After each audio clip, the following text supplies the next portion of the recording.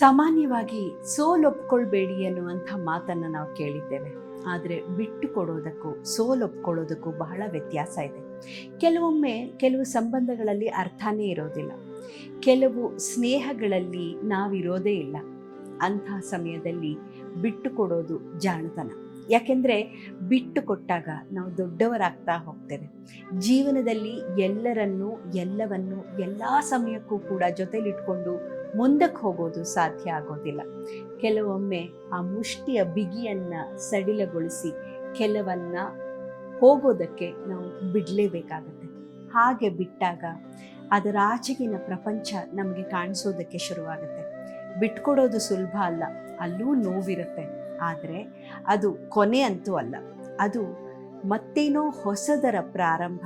ಮತ್ತಲ್ಲಿ ನಮಗೆ ಹೊಸ ಪ್ರಪಂಚ, ಹೊಸ ಜನ, ಮತ್ತು ಹೊಸ ಸಂಬಂಧ, ಹೊಸ ವಿಶ್ವಾಸ ಎಲ್ಲ ಅರಳುತ್ತೆ.